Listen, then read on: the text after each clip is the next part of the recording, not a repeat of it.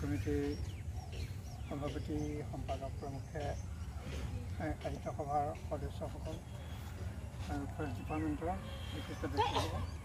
আচলতে আমাৰ ৰঞ্জয় মহোদয়ে যিটো কথা কৈছে গছপুলি ৰোপণ বুলি কওঁতে পাৰিপাৰ্শ্বিকতাৰ কথা আহেই কাৰণ বিশেষকৈ আমাৰ এই যিটো জলাশয় আছে এইটো পুখুৰী যিটো আছে তাৰ চাৰিদিন যিখিনি মাটি আছে সেই মাটিখিনি আমি আচলতে গছপুলি ৰোপণ কৰাৰ কথাটো শিকাব নালাগে সেইটো নেচাৰেলি হ'ব লাগে কিন্তু আজি যিটো এটা মানে আনুষ্ঠানিকভাৱে ইয়াত কামটো কৰিবলৈ আহিছে আৰু মাইক্ৰ' ফৰেষ্ট সেইটো আচলতে 30 মিটাৰ অকণমান আগতে মানে সত্য মহিলাই কৈছে যে 30 মিটাৰ বহল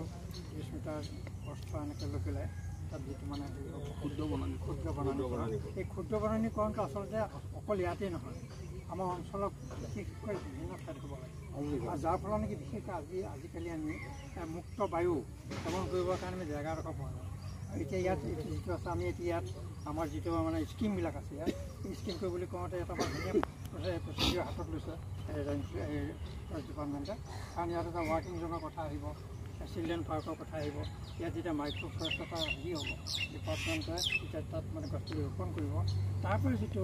হাৱা বতাহ সেইটো অকল জলবায়ু যিটো আহিব এই জলবায়ুটো অকল এইখিনিতে সীমাবদ্ধ হৈ নাথাকে এই গোটেই অঞ্চলটো কভাৰ কৰিব গতিকে ই এটা বৰ ভাল মানে পদক্ষেপ গতিকে আমি অতি আনন্দ এইটো গ্ৰহণ কৰি হ'ব লাগে আৰু ইয়াৰ সংৰক্ষণৰ ব্যৱস্থা আৰু সংৰক্ষণ অকল লগালেই নহ'ব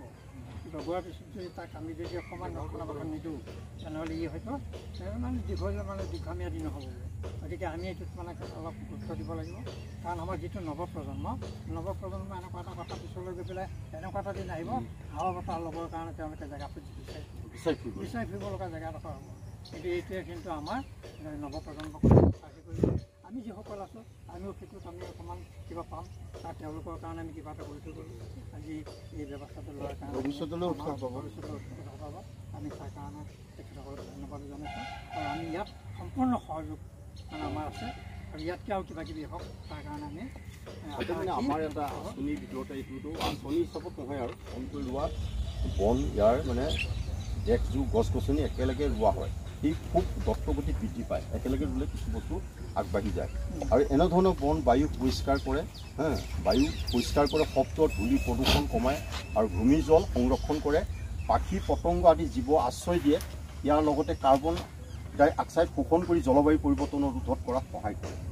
আৰু আজি নগৰত বৃদ্ধি হোৱা বনাঞ্চলৰ হ্ৰাস পাইছে এই মাইক্ৰ' ফৰেষ্টে প্ৰমাণ কৰিছে যে সৰু ঠাইতো আমি প্ৰকৃততে বৃহৎ পৰিমাণে ভূমি কৰিব পাৰোঁ এইখিনি আমি সকলোৱে সমৰ্থন কৰোঁ গছ ৰোৱাৰ ক্ষেত্ৰত মাইক্ৰ' ফৰেষ্টত আমি কৃতকাৰ্য হ'ব পাৰিম এই সম্পৰ্কে মানে আপোনালোকক অৱগত কৰোঁ ভাল এটা হেৰি এইটোৰ পৰা জলবায়ুৰ কথা কথা আছে আৰু কৃষি পতংগৰ পৰা আদি কৰি বিভিন্ন ধৰণৰ কথা আছে এইটো গোটেইখিনি মিলাই এইটোৰ পৰা মানে সকলোৰে ধৰক উপকাৰ হয় আৰু আমাৰ অক্সিজেনটো আমাৰ মনুষ্য মানুহৰ ক্ষেত্ৰতো লাগে সেইটো আমাৰ জলবায়ু প্ৰদূষণটো আপোনাৰ এটা সংৰক্ষণ হৈ যায় যথেষ্টখিনি আমাৰ উপকাৰ হয় সেইফলত আপোনালোকে দুআষাৰ ক'লে ক'ব পাৰিব